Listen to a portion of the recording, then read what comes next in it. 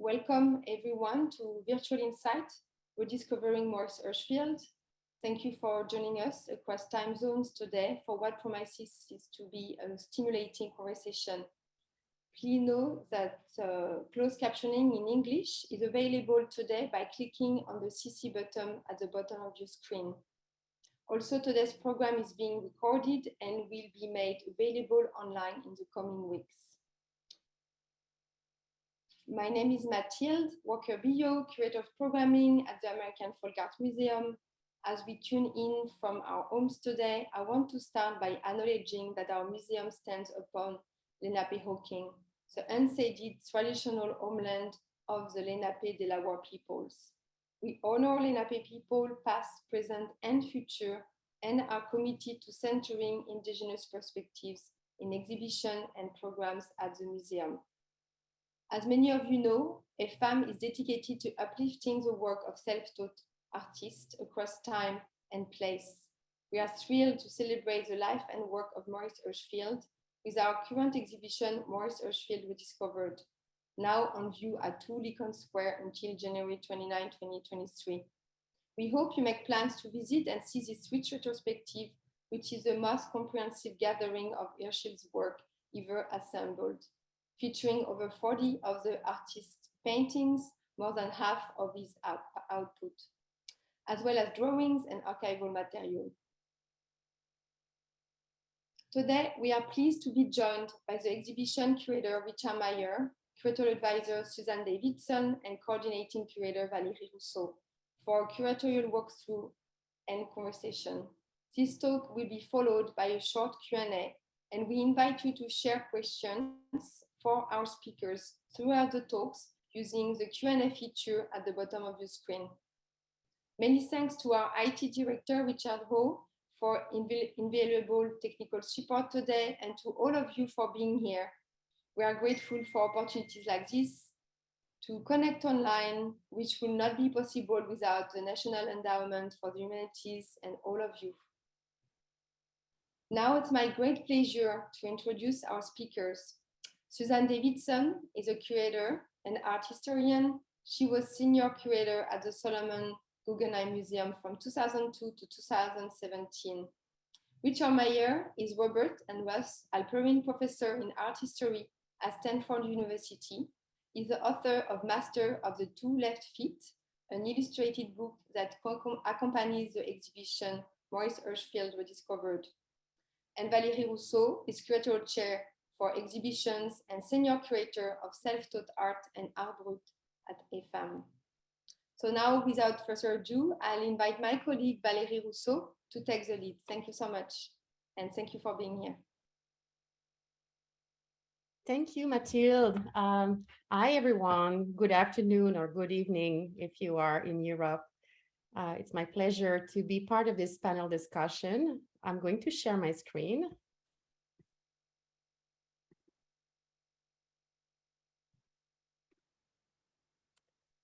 Okay, so let's start. This exhibition was driven, as many of you know, from Richard Meyer's research, which he started about 10 years ago, as well as from Suzanne Davidson's involvement with Hirshfield, notably in the catalog of works that you will find in the MIT publication. This exhibition is Maurice Hirshfield's first retrospective in 80 years. It gathers more than 50% of his entire production, which has been established at 78 paintings, all created between 1937 and 1948. So during the last 9 years of his life, between the age of 65 and 74 years old. So he was a late bloomer, which circumstances, as many of you know, of a start at a later time in life is very typical in the field of folk art and self-taught art. For the exhibition, we gathered 42 paintings by Hirshfield, 3 of his studies, 3 works by modern artists, and as well archival documents and recordings. The works have been displayed in 8 sections in the exhibition. I'm thinking of sections like Début, Dress Shoes, First Papers of Surrealism, Jewish American, which sections anchor the artist practice in an art historical context with a special attention to its materiality.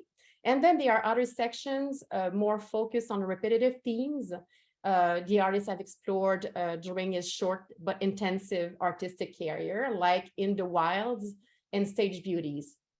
So I'm going to jump to the first slide. Richard, I would like to invite you at first to walk us through the artist's journey as a painter by looking at this slide, at this painting titled The Artist and His Model, which sets the stage of our exhibition. Sure. This is the only painting that Hirshfield ever made, which includes an artist, a male artist, painting a female nude. In fact, it's the only painting he ever made with any artist, although he made many nudes and also painted women, female figures, clothed or partially clothed. And one of the reasons, but then you see above, there's a framed painting in these kind of racing stripes or yellow and black, very flamboyantly patterned and colored frame. There's a butterfly, a cat, and a tree. And the other major genres of Hirshfield were animals, especially cats, and landscapes, usually not one tree, although there are some paintings with birds and maybe 3 trees or so. Susan can correct me.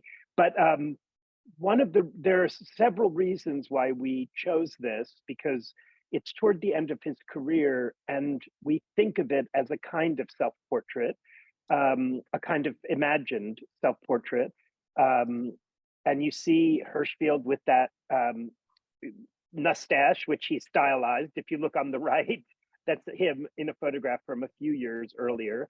And he's made himself somewhat younger, as he often did paint his figures. Almost all the figures are youthful.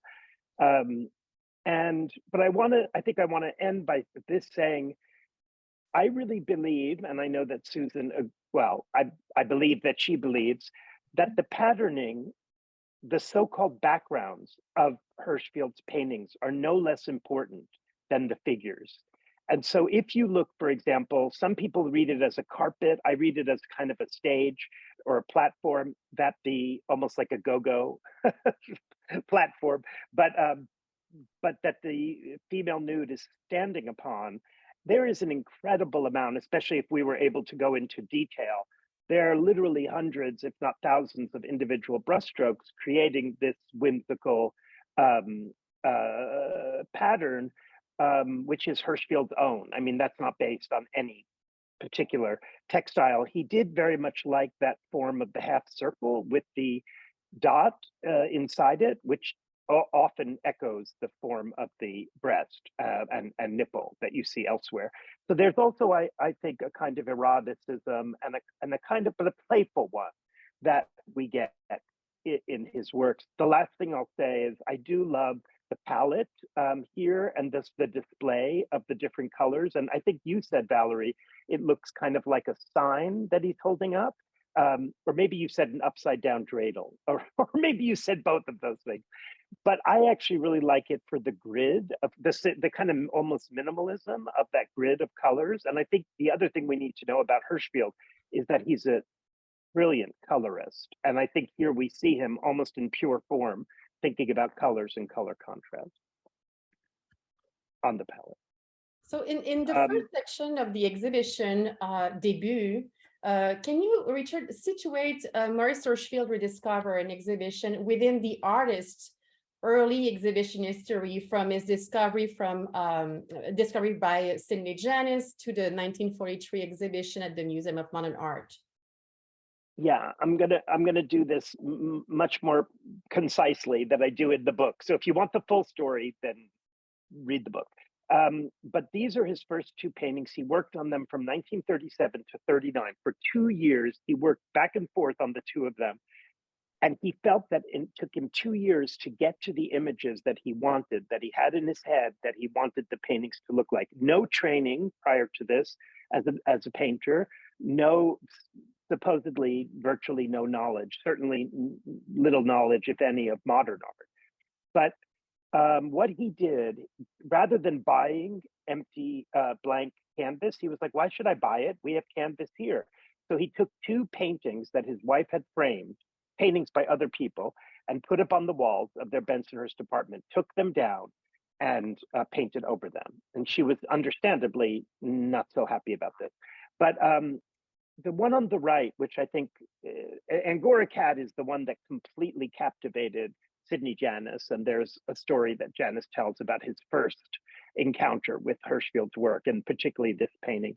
But I'll just mention that on the left in Angora Cat, that figurine, you can't make it out so well, or I can't on my screen, that's above the cat's head, was in the original painting. But I think more importantly, or more compellingly, the face, that sort of Leonardo-esque face of the figure is far beyond what Hirshfield would have painted, or could have technically.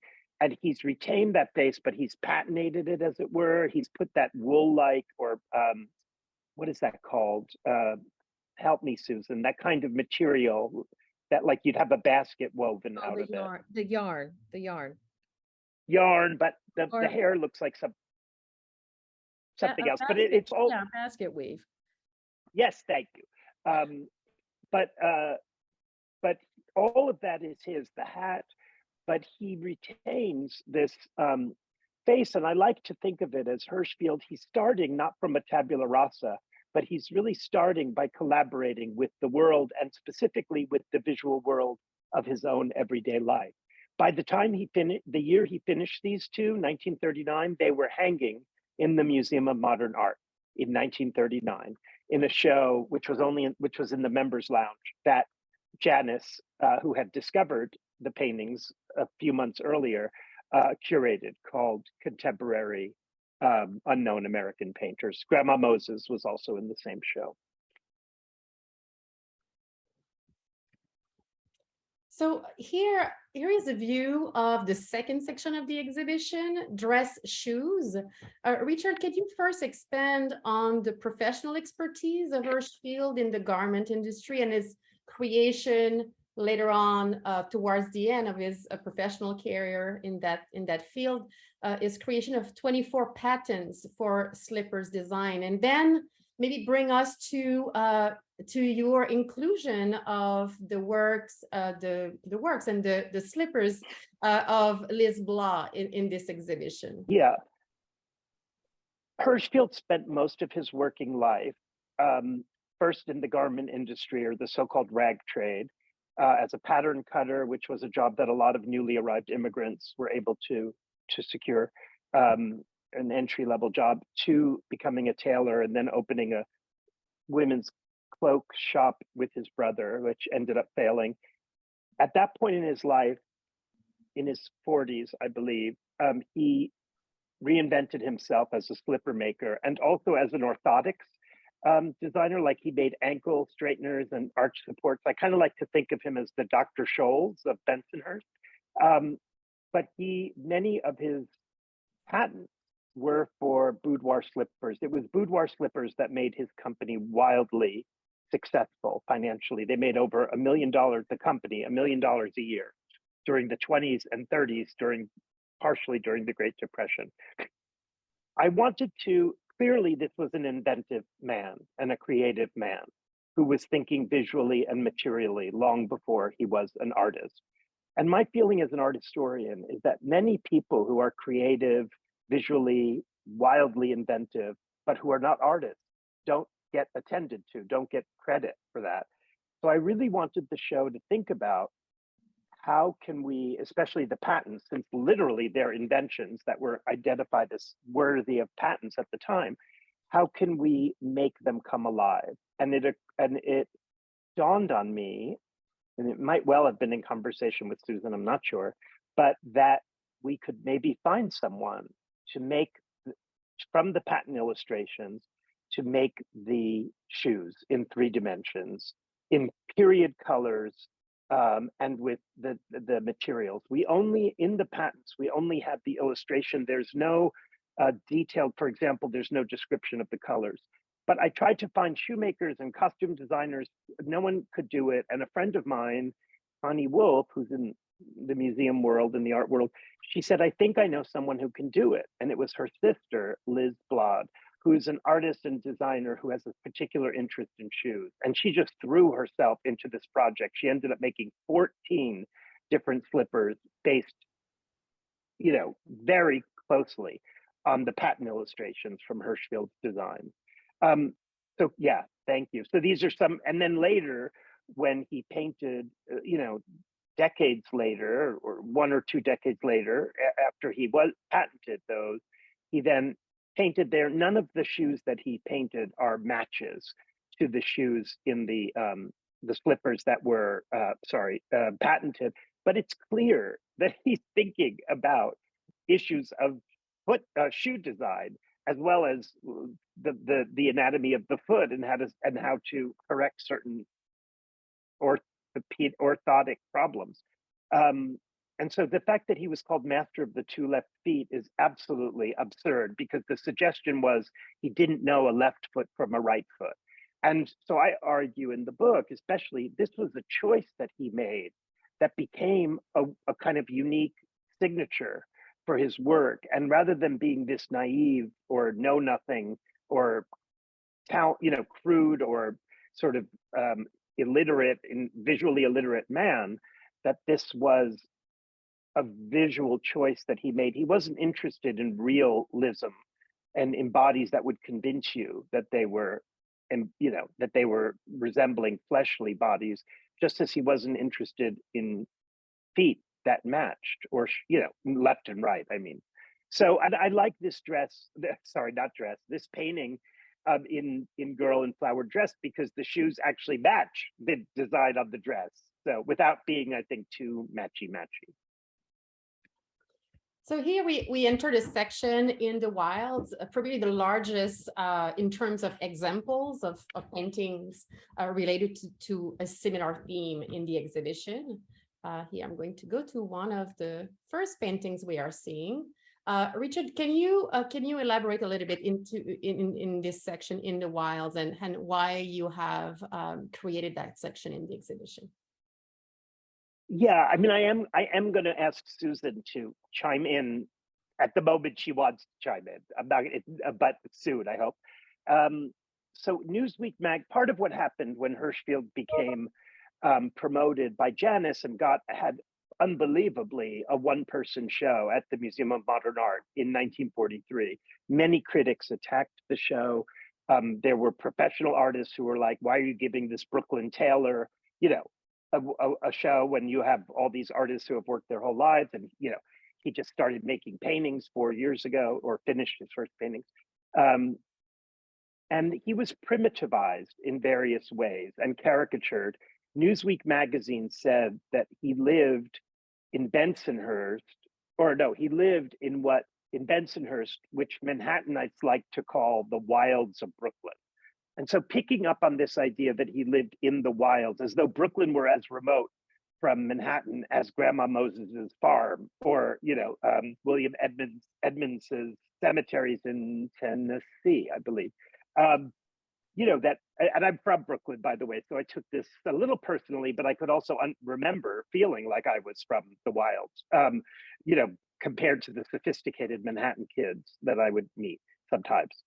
So sorry. And what I thought was, so I wanted to demonstrate, Susan and I wanted to show, because he painted so many animals, he didn't think of in the wilds in those terms of being an outsider, but rather he envisioned this whole fantasia of our animal kingdom that totally did not conform to naturalism, even though he sometimes looked at zoological books, one of which is in the show.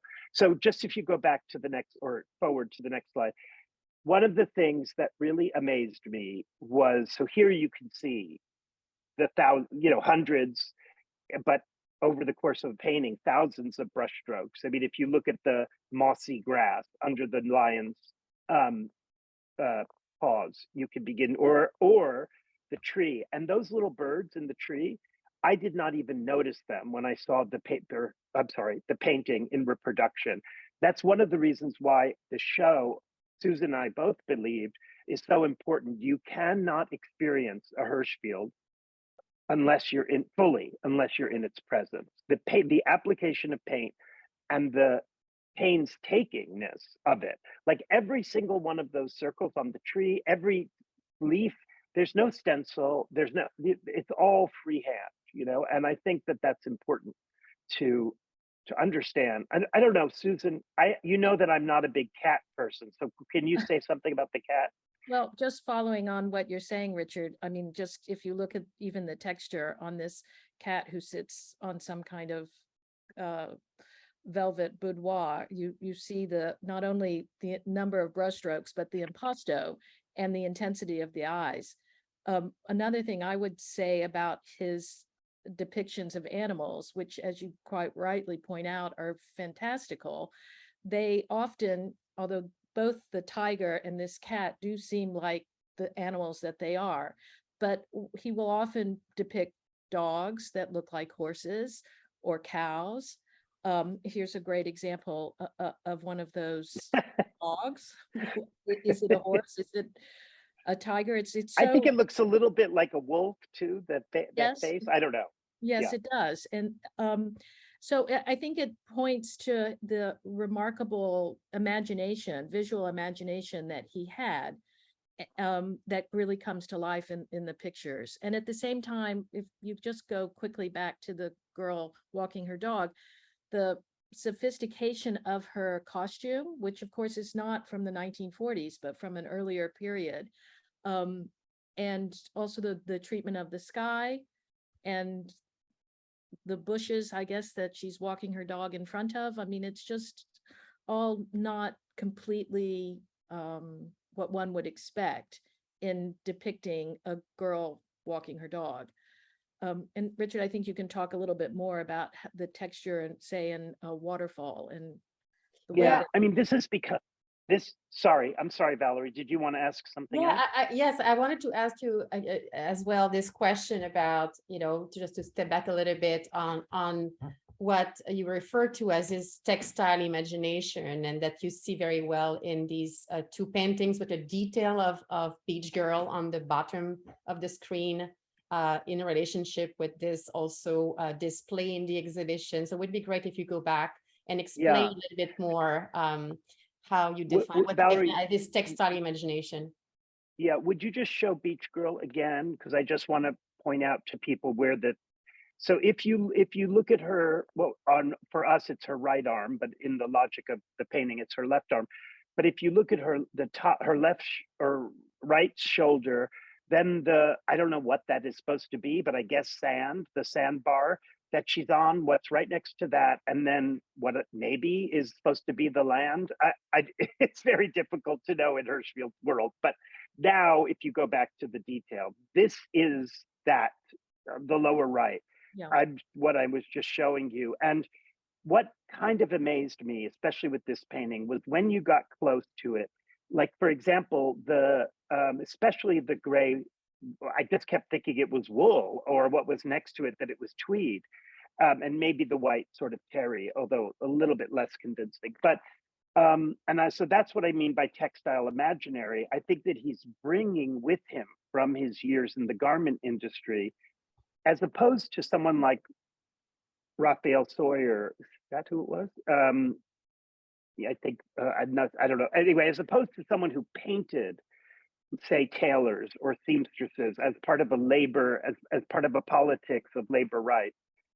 He's not painting. He would never paint a tailor or a seamstress, but he's painting the material, a version of the materials that he used. However, they're not presented as such. They're presented as a beach or sand, or in the Waterfall, that Waterfall, which is the painting above, to me, again, the actual Waterfall, which is in the middle, looks sort of, I think I say tweed. And then, I don't know, my mother and sister helped me with the naming. I don't know enough fabrics, but they helped me figure out what looked like what. But I do love, on just a different note that I think is related to textile imaginary, this painting of Waterfall is as close as Hirshfield gets to abstraction. And I think that's part of what makes it so effective.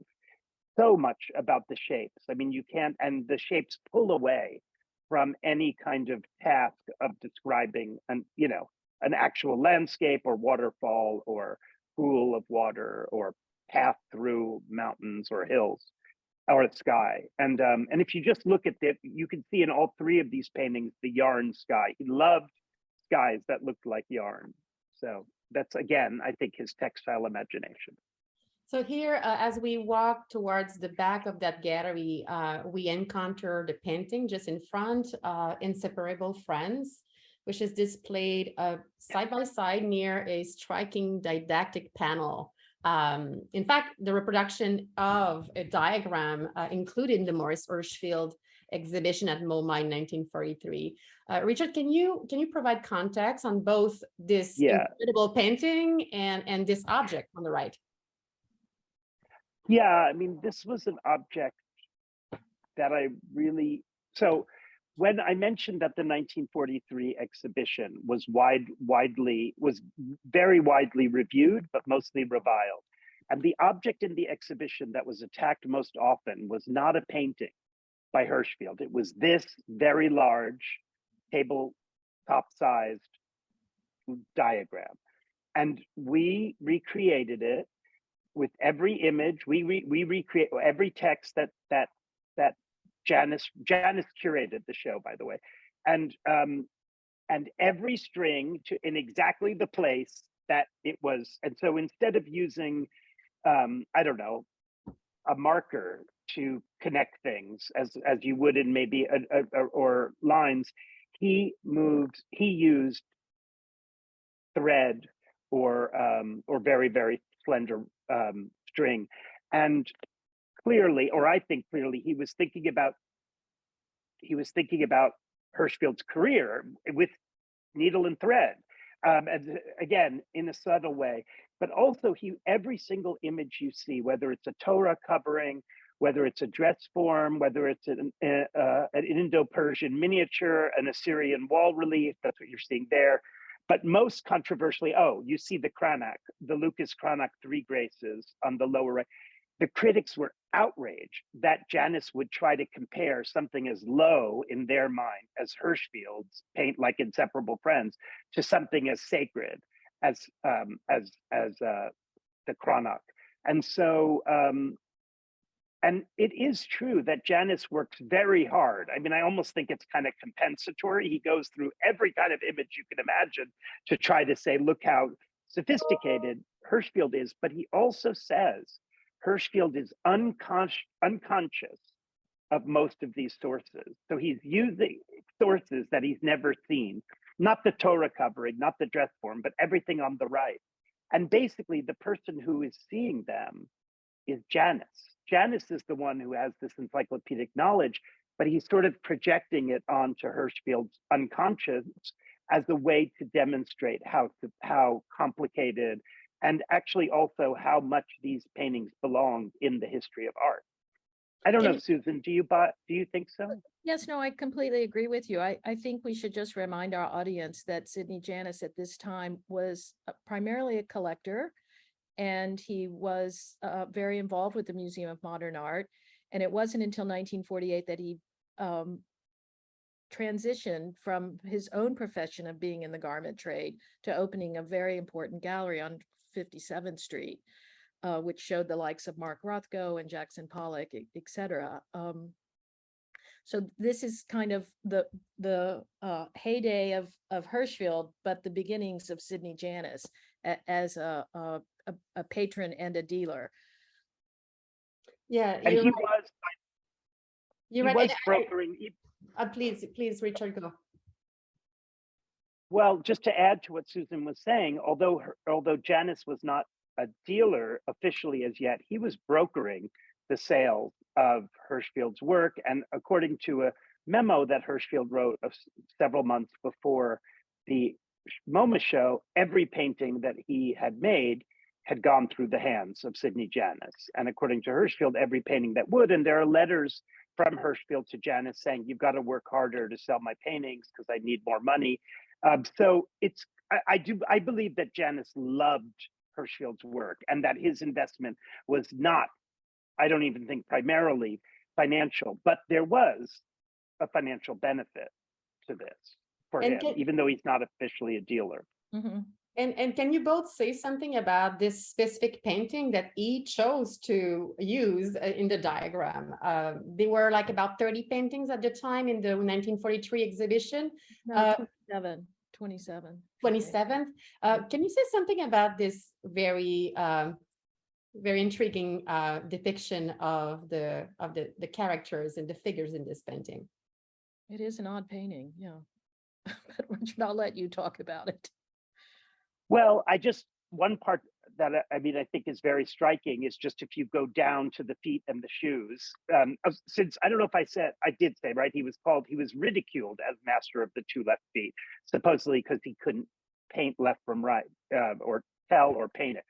And here, if you look very closely, you could see that the big toe, very, very closely, and it's very subtle, but it is true that the big toe on each of the 4 feet is at the top, which is just not anatomically possible.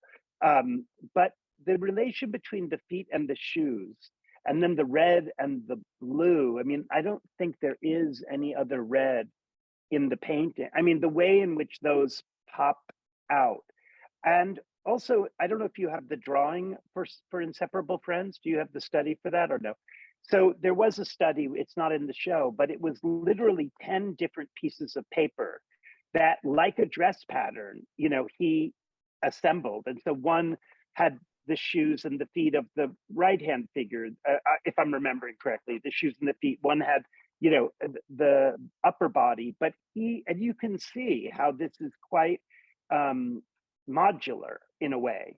And I think that you also have to think about mannequins and dress forms as more than, again, the female bodies that we know he was not painting from.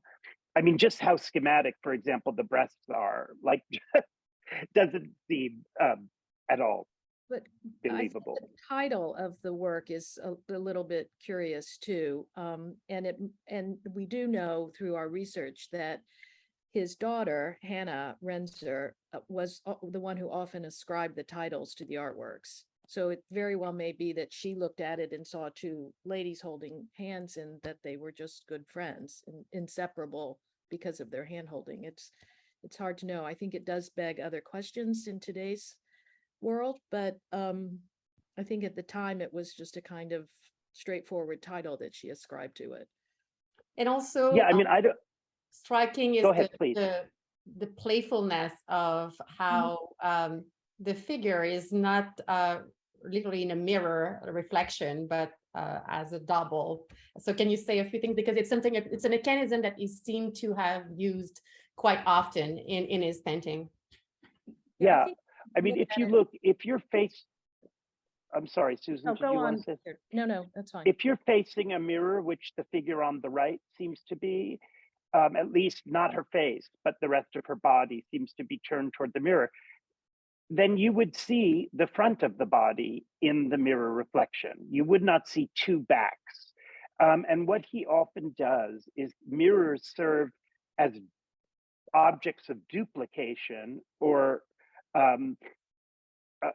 reversal, but not a lateral reversal that a mirror would do.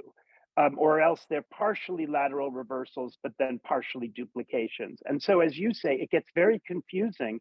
Are we looking at 2 women, like twins or clones, who, one of whom is they're reaching across some kind of frame or window? Or are we looking at the same woman, which is probably the intention, reflected? I will say just the point you were making, I don't know about the 2 of you, but I have very close friends, but I usually don't stand naked with them holding hands. So and I don't think it's meant to be lesbian. I mean, the erotics, but it's meant to be very strange. I think it's disorienting of reality. Mm.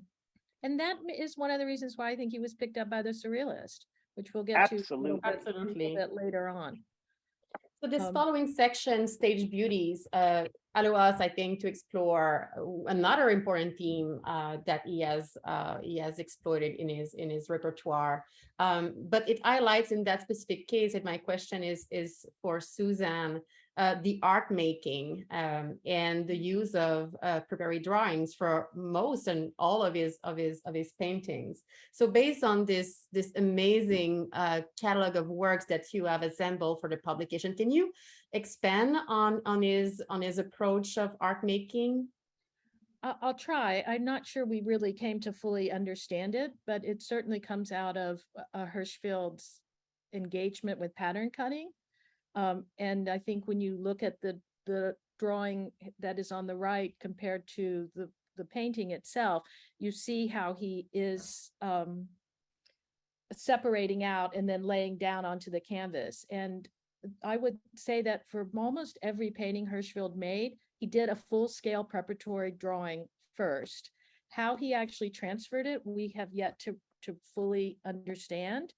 And he then often didn't keep the drawings. So of the 78 paintings that are known today, there are only about half that have these drawings. But it was important for us in the exhibition to bring them forward in a way so that people would begin to understand his process, despite the fact we don't fully know how he transferred them. I think you even begin to see the detail that he starts to work out in his head that then gets transferred in paint. And as Richard was saying earlier, all of the dots in the background here, the platform that they're sitting on, the wood grain, these are all individual brush strokes. And he's really a quite specific and very minutely oriented painter. I mean, he's obsessive, really, as can often be the case with untrained artists. They get going and they just keep going in a way, and they can't help themselves. Fortunately for Hirshfield, he created some very elaborate and quite beautiful and striking images within a certain style that we hope the exhibition really brings forward.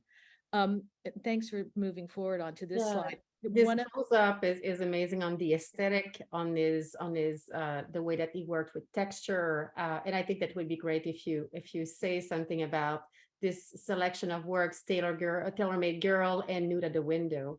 Yes, both of these works, you can see that the nose is in relief in a way.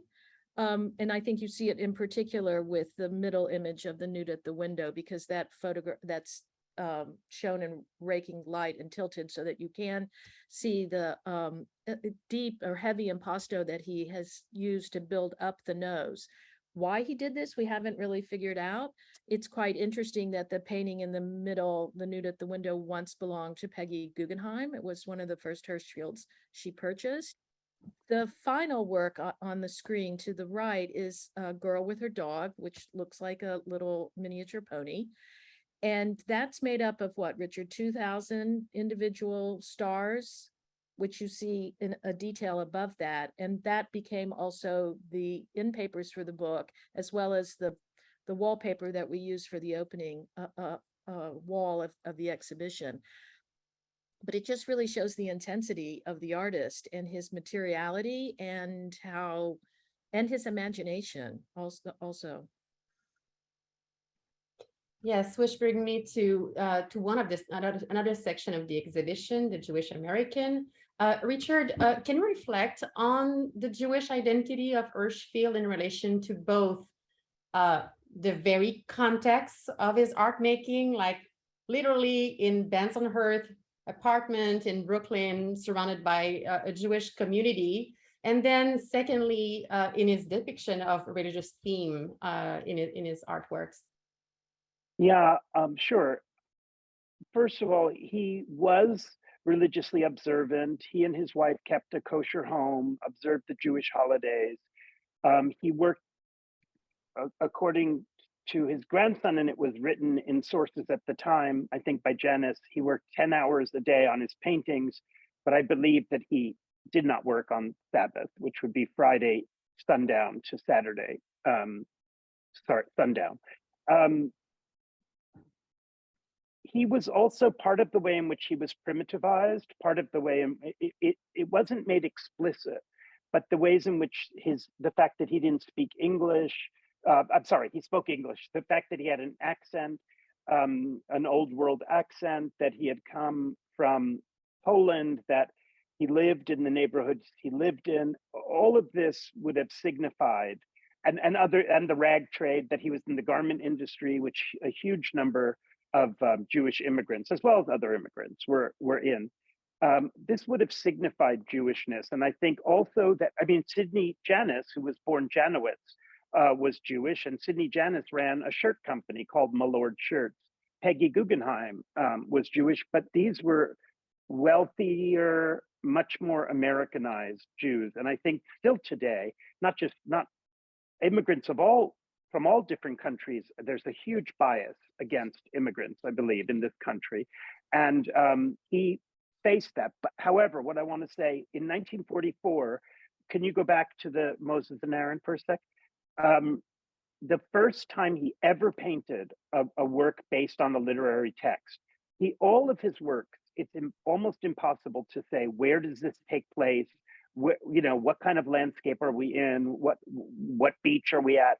However, here he paints a moment from Exodus when Moses comes down from Mount Sinai with the 10 Commandments, and his brother Aaron, in this thing called the Mishkan, the Ark of the Covenant, is going to be sanctified by God as the first prophet, because Moses didn't want to be the prophet because he felt he didn't have good public speaking skills. So he said, just choose my brother instead. This is in 1944, at a moment where his home country, Poland, is the epicenter of the mass extermination of Jews. Now, it's true, there was different degrees of knowledge. He did know that his town had been burned to the ground. And at this moment, to do a painting for the very first time in his career that is explicitly Jewish, I think was a courageous, this is not something that many artists are doing at this moment, Jewish artists, in let's say the circle of the Museum of Modern Art. And then he followed it with Daniel in the Lion's Den. So if you go back, there's Daniel in the Lion's Den, which is another story from the Old Testament. So I was very struck by this. It was some of the book that I worked on for a long time, and that Susan contributed this marvelous, very comprehensive catalog of works to. Some of it was, I had to be somewhat speculative, because there just wasn't the information. I mean, I had access to his grandson, but his grandson was 6 years old when Hirshfield died, and religion, although part of the life of the grandson, he didn't really remember that much about his grandfather's. So I use the paintings as a sign of religious visibility and and saying, this is my identity. I'm not going to back away from this. In fact, I'm going to celebrate it. And so the last two sections of the exhibition, Self-Taught Surrealist and First Papers of Surrealism, are represented, are displayed together in this lower gallery of the museum, and they are in dialogue with each other. Can you, Richard, discuss the selection of works that you have included in these two sections, and what is the premise behind your inclusion of this very section, First Papers of Surrealism, in the exhibition? Yeah, I will, but I just want to say all of these decisions were made, as you know, Valérie, in very close conversation and consultation with both you and Susan, and often with the designer, like, for example, the decision to paint curtains to sort of suggest the entrance to this. It was in a very lavish mansion, the show First Papers of Surrealism, and then the big blow up, which I did know I wanted, but figuring out how to do it.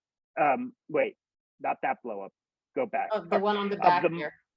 Yeah, which is did I mention that the First Papers of Surrealism? I'm sorry, I can't remember whether I've already introduced it. Have we? No, go ahead.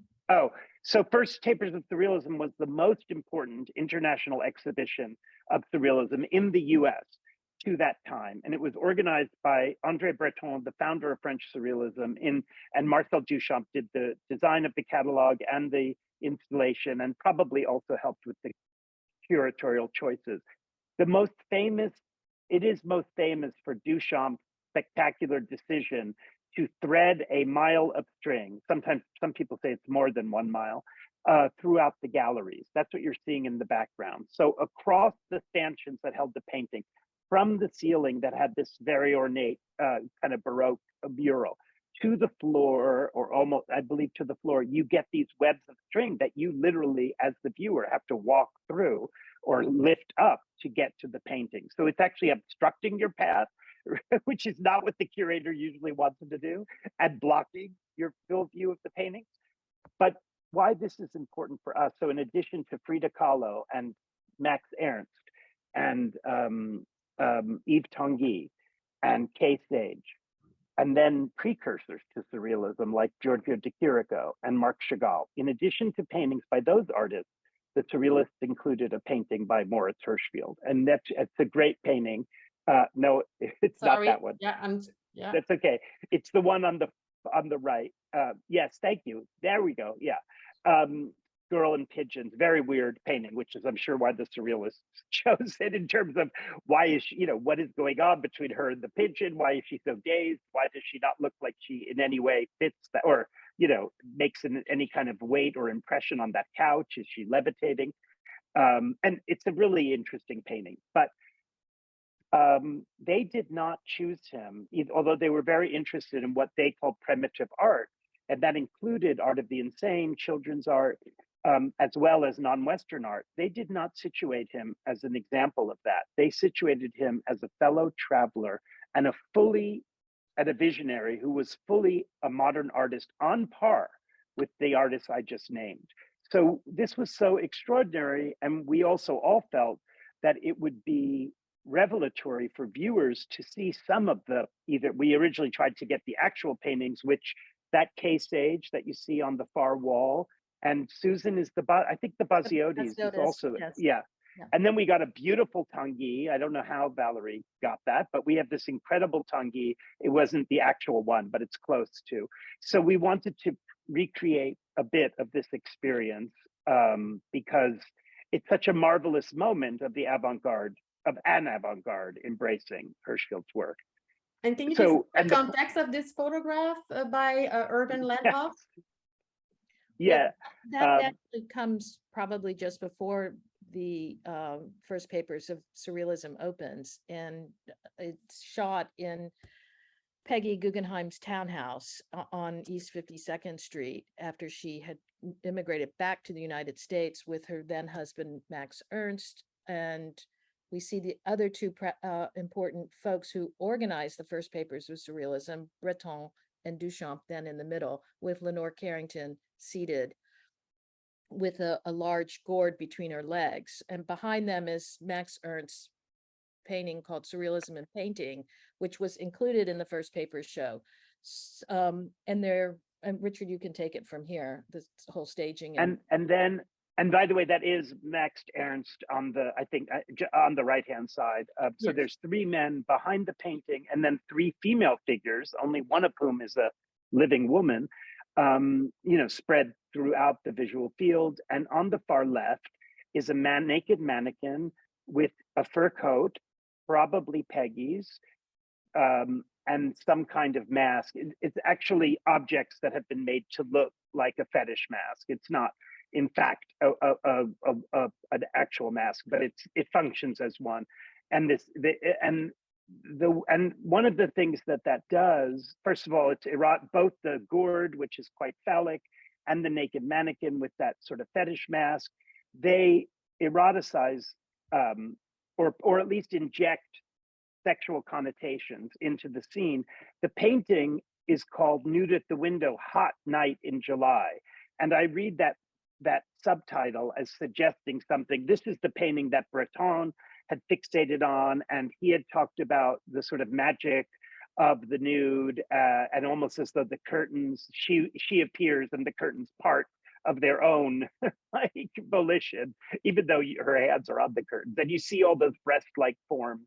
surrounding her. And there's, but I think what's most important, or one of the things that's important, is this photograph on the left reminds you that you're looking not at a living female body, but at a sort of mannequin in the Hirshfield painting. It's a body much closer to the mannequin but as you may know, the Surrealists were very interested in mannequins and in sort of redoing mannequins according to fantasies of male pleasure, and also of a kind of magical animation, as though the mannequins had come to life. And I think that I'm not sure, this is speculation, but I sort of think of it, by this time, Peggy Guggenheim's marriage had descended into some rancor, and with Leonora Carrington was Ernst's former lover, very passionate affair they had in Paris, and perhaps they'd rekindled that at this point.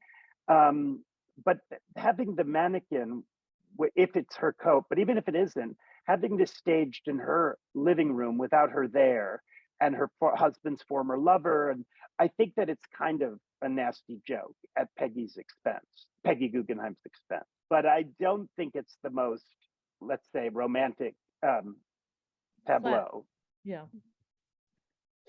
So here, I would like to maybe ask a last question that is more general and addressed to both of you, about maybe your reflection about why this exhibition makes sense at AFAM, and tell us why this exhibition is meaningful at the present time, with all the discussions about, boundary crashing and rethinking art history. So may I begin on that? Because Richard started the book about 10 years ago, and we met in 2015 and immediately connected over Hirshfield. I was at the Guggenheim at the time, and because Peggy had collected Hirshfield's work, and she was the person who gave him his memorial exhibition at her Art of this Century Museum Gallery in 1947, just after he died, there was a real historic connection for me. Plus, I was just nuts about the paintings. I just thought they were the most marvelous and charming works I had seen. And I didn't really look at them from the vantage of a primitivist, but more as a surrealist, because that was how I first kind of came to them. And we went to work right away, and we had lots of ups and downs, including a significant pandemic. And then arrived to you, Valérie. So at that point, we were really thankful that you also loved Hirshfield's work and wanted to have an exhibition. But I would say when Richard and I both began the process, each individually and then together, I'm not sure that we were so focused. We were just keen on bringing the artist forward. It wasn't as if it needed a particular context or anything like that had to address kind of current issues of female representation or anything. It was just a deep admiration for this body of work that this untrained artist, who found himself right in the middle of the New York art world in the 40s, happened to achieve. So that was my vantage point. Richard, I think you expanded it quite a bit through your academic interests. So I'm sitting in the very large auditorium of the De Young Museum in San Francisco, because they just asked me to give a lecture on queer art, like both now and historically. And I ended, not because Hirshfield is queer or the art is queer, inseparable friends aside. No, I don't. But because I have always had this commitment to looking at things that are on the edges of visibility, or on the threshold, or especially art that was recognized in its own moment as significant. I mean, this artist had a one-person show at MoMA. That's pretty unusual and almost unheard of for a self-taught artist. There was only one precedent, which was William Edmondson. And then after Hirshfield's show in 1943, MoMA has never done.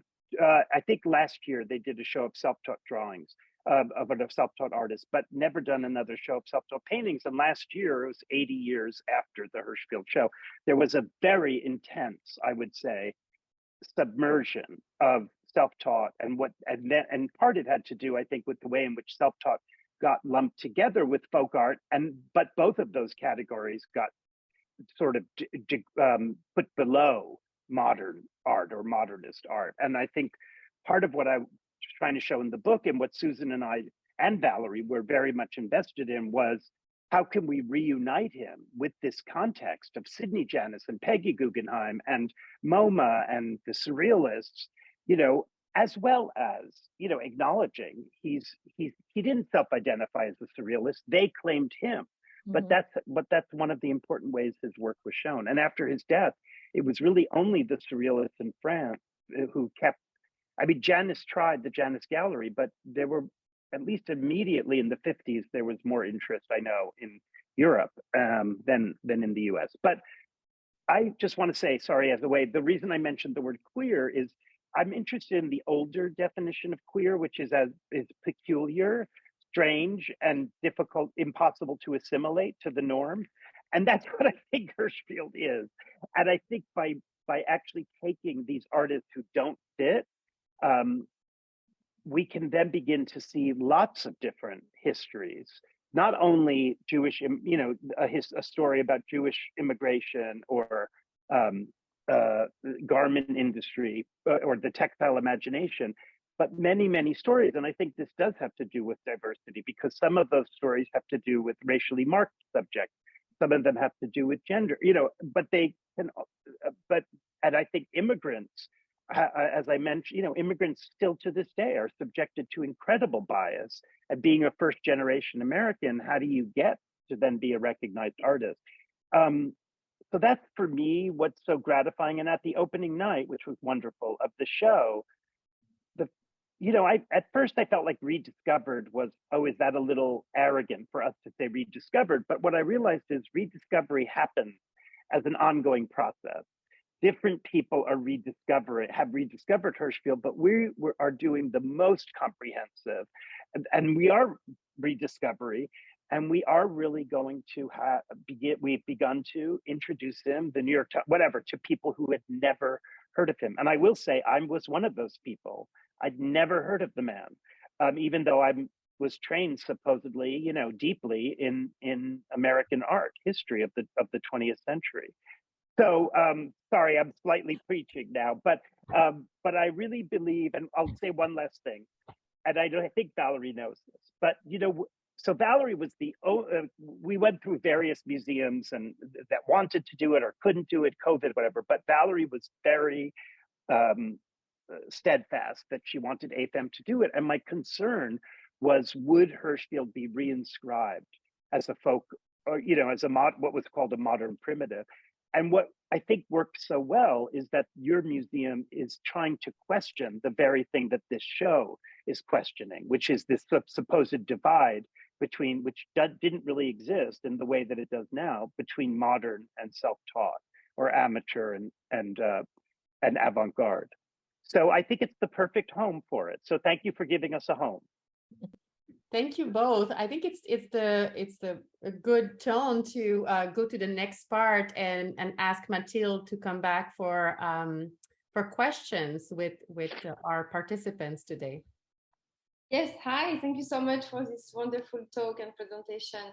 We have a few questions from our attendees, and I'm very glad to be able to share them with you now. I think we have many questions from Robin Eisner. He was wondering if the artist was influenced by Valérie Rousseau, and what did you think about being included as a surrealist artist? So 2 questions from Robin. So Richard, why don't you take that with the story of Hirshfield being okay?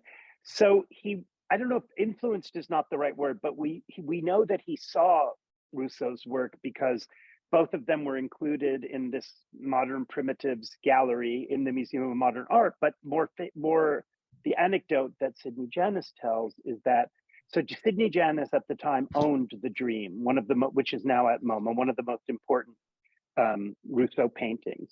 and it has a female nude, and it has these this jungle scene and these an elephant and various animals in the wild, and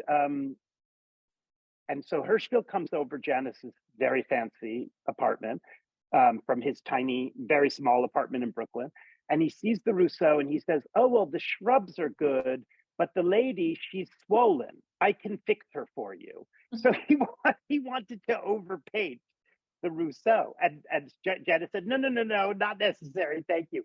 Now that story was meant to demonstrate how ignorant, that, or how innocent / ignorant Hirshfield was, but I take it to be a kind of confidence, like I'm better than this guy.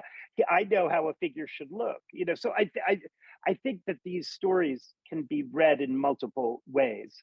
It's also, Sidney Janis was a great teller of stories, a beautiful writer. I think he knew what would work as a sort of marketing device. So.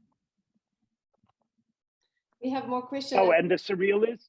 Okay, Was the question, how did he feel about it? Yes, how did he feel about being included, being labeled as a surrealist artist? Did he consider himself as a surrealist artist? No, he did not. And we don't really Susan, know. Yeah. Well, we don't really know how he felt about being embraced. I think he was very keen to have his work seen, so he wasn't going to turn down that opportunity. But he did not consider himself a surrealist. He was just a gentleman painter working through his own imagination. So he was embraced by the surrealist, and that certainly catapulted him forward in the New York art world in the 40s. But the show at MoMA is in July of 43, and his inclusion in First Papers is in October of 42. And Peggy had already owned a painting as soon as she came to New York. So it's a very collapsed time frame, all of this. I mean, it's a 7-year career, 7-year itch, I guess. Yes. I'll just say, because those of you who have seen the show, or who will have I hope all of you will have the chance to see it or have seen it. But there's a painting I really like called Untitled View. I mean, he was asked by an American literary art and literary magazine called View, which was extremely supportive of surrealism. So that's not it. But yeah, there you. So it's not a little bit in the middle. That's okay. But you see 9 copies of View on the far wall on the right of the to the right of the curtain. The middle one is Hirshfield's cover, and we actually have the painting. He made a painting, unlike Calder or George O'Keeffe or Man Ray or Duchamp, or Wilfredo Lamb, who just sort of had paintings or photographs reproduced. He actually painted a painting and it's a really great painting of a female. She's nude except for blossoms and blossoms held up by birds covering, covering the sensitive parts of the body. I think that's interesting, but it doesn't mean he identified with the sort of surrealist bent of View. But here again, we see him being claimed by surrealism and him completely participating, not just giving them permission to reproduce the work, but painting a whole new work. And his work actually has the words View. He's painted that as opposed to just having them overlay. It's a lovely, I think, painting, but you should see it yourself. Yes, to continue this conversation about the relationship between self-taught artists and also mainstream art, if we may say. Someone, Lucy Fisher, has 2 questions I think are really interesting. She's asking, do you see the snobbishness about folk art or non-tutored art similar to the attitude toward design versus fine art, so this kind of hierarchy between arts and practices? She's interested in the fact that Hirshfield was also a designer as well as an artist, and then also to continue this conversation about the museum showing the work. She's asking if the Jewish Museum also exhibited the work before. So that's 2 questions from Lucy. Susan can answer the exhibition, can answer all and any of those she wants to, but I'm just thinking of the exhibition question first. Yes, I mean, I the Jewish Museum has not put on a show of Hirshfield's work. Now, whether they've included that particular painting in a collection presentation or some other show, I actually don't know. The work that I did focused on the solo exhibitions that happened throughout his career and beyond up to the present, including this one, as well as important group shows. So there was nothing from the Jewish Museum that showed up that was relevant to the exhibition history, to answer that question. And the other question, I'm sorry, I kind of. Yes, it was about the hierarchies between folk and mainstream art, and is it similar to you know, the attitudes we can have toward like design versus fine art? Because what is interesting that Hirshfield was a designer. I mean, we could consider him as a designer and as a business owner. So you definitely see that, and you see it even in this painting that's on the screen now. I mean, that figure is not actually anatomically correct, but follows more of a dress form, extenuated. And the breast is strangely placed. Well, yeah, on her feet, her bottom, everything, and the way her head is turned. I love this painting, by the way. I love the horsey doggy, the fact that she's kind of on the stage, and all the complete elaborate background of, is it a constellation or the sky? It's hard to know.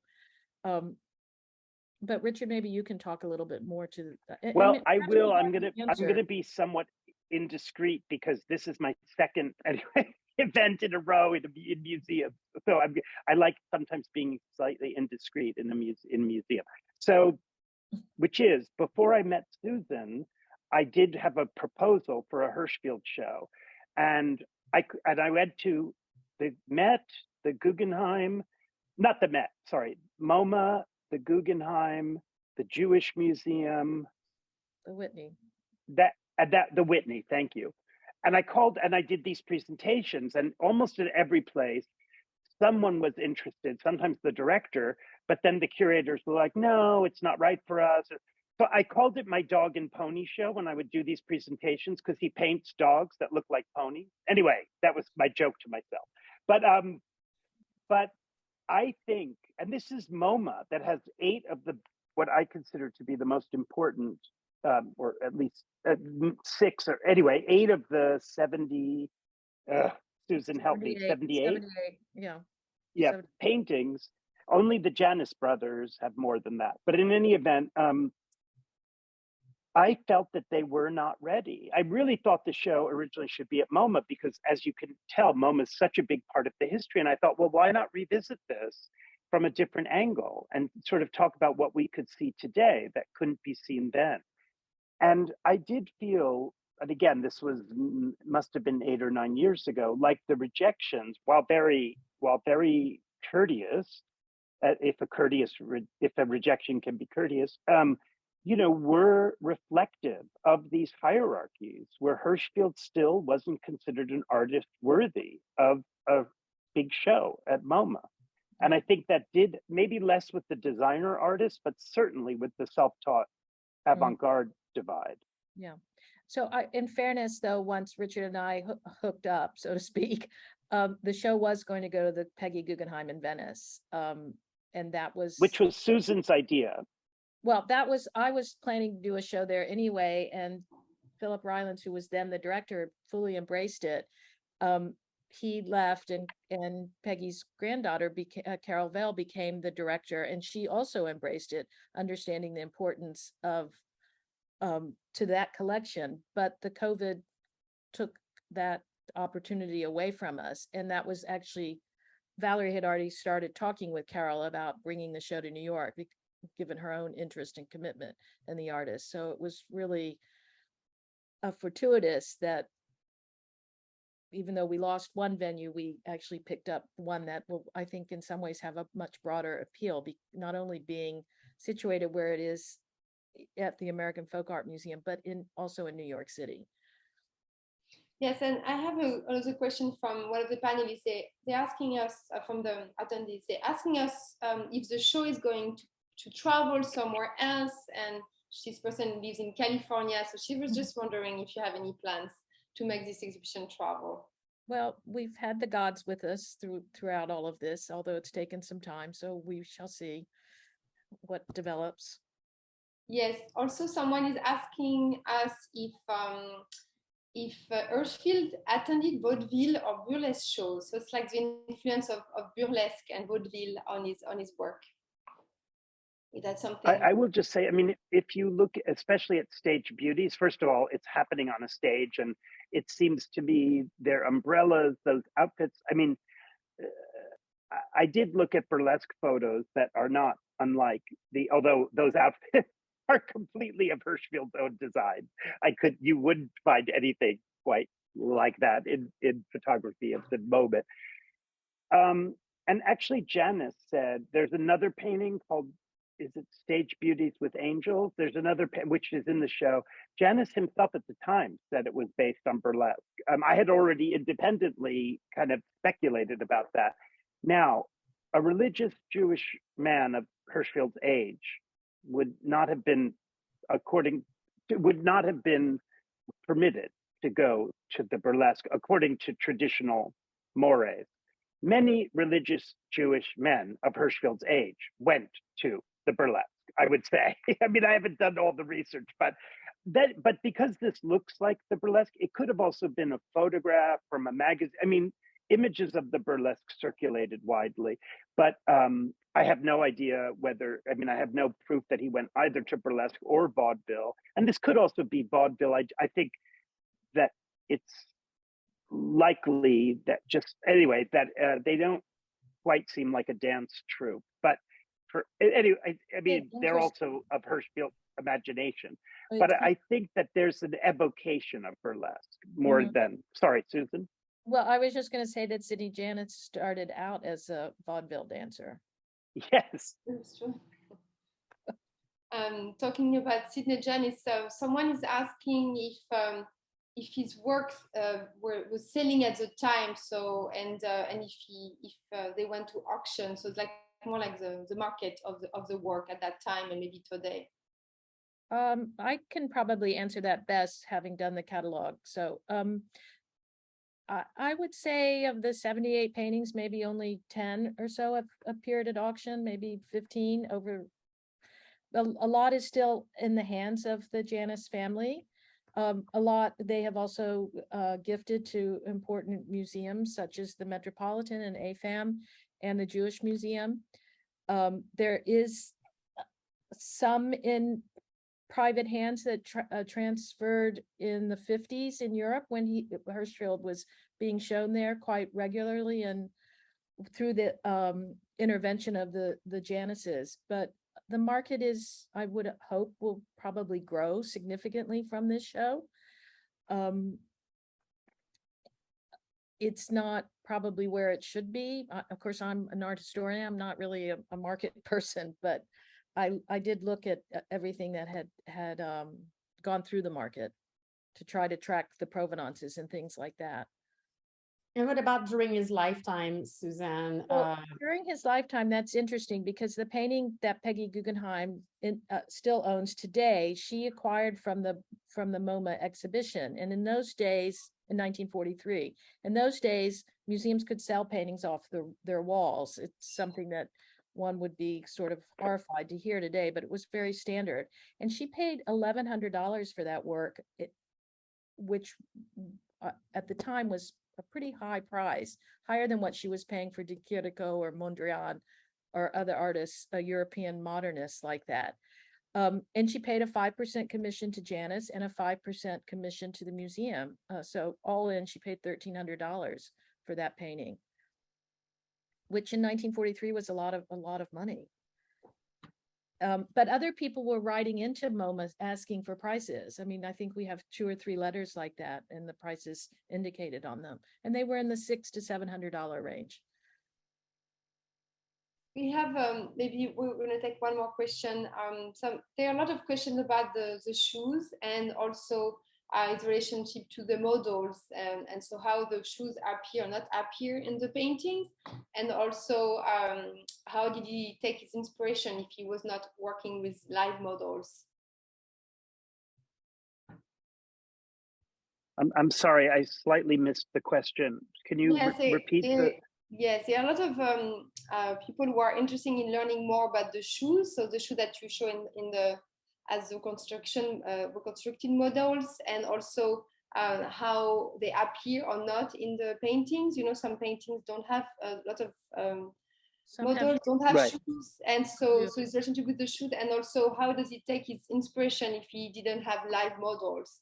And one question also from someone's like, yes, how did his wife think about all these naked women on the painting? Yeah. So just to say, the shoes in the paintings they're not based on the slippers that for which he designed and had patents. So, and the slippers that were fabricated are based on exactly on patent illustrations from 20 years. You see, it's from 1921. They're 20 years before his painting career.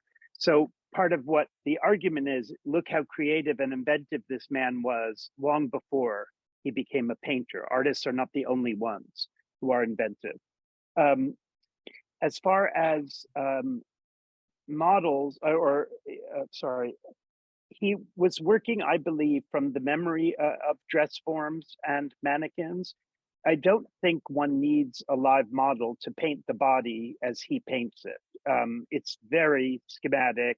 This one is actually slightly more, interestingly to me, I hadn't really thought about it, but slightly more persuasive. So maybe we can show not that one right now. But you see here, that's good. Okay, yeah, that's fine. I don't think that these require a live model, and actually I talk about how, as with a mannequin, it's almost as though you could swivel the arms off, or the arms seem to be exchangeable, and the heads themselves swivel. You know, mannequins sometimes don't have, or tailors' dummies or dress forms don't generally, I think, have heads.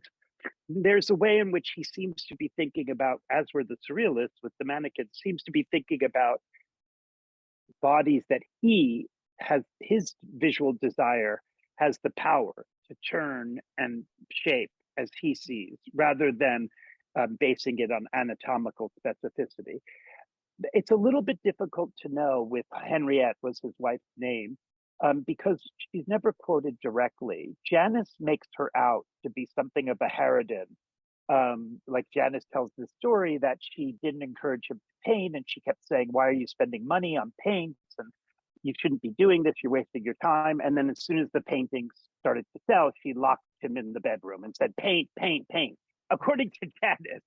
You know, and I think that when Hirshfield said it wouldn't look right to have young women coming into the house and me painting them, I think that was in deference, not only to the neighbors, but also to his wife. Remember, this is not a bohemian couple. This is not a couple who's living, you know, in, I don't know, Montmartre or Greenwich Village, or this is a couple living in a very conventional life, except he's painting these incredible paintings. And I think that's part of what makes it interesting, is that we have a certain assumption about the way a real artist lives, that they're, you know, living as in an unconventional way, in a way as creative and unconventional as their art is. And that's just not the case with Hirshfield. So I could well imagine that his wife, and what his grandson told me, is actually no one in the family believed in his art, except for Hannah, one of the daughters, that they all thought it was just a hobby that he had taken up and somewhat indulgent. And even when there was the show at MoMA, apparently the family was not completely convinced. You know, they thought this sophisticated, somewhat snobbish guy from New York was sort of exploiting their grandfather to some extent.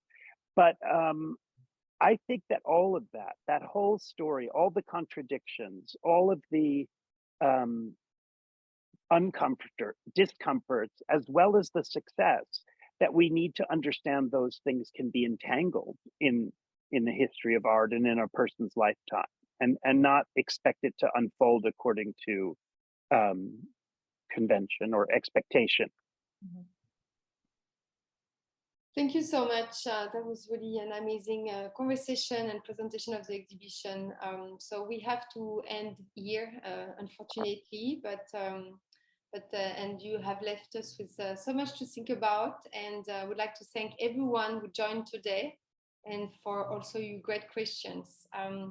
Please consider visiting the museum in the coming months to check out this fantastic exhibition. And it is on view through January 29. If you are interested in Richard Meyer's book, Master of the Two Left Feet, you can purchase it at the museum shop on site or online. And we continue to offer both virtual and in-person programs. So please visit the FM website to see what's coming up next. Thanks everyone. Take care and see you next time. Thank you again. Bye-bye.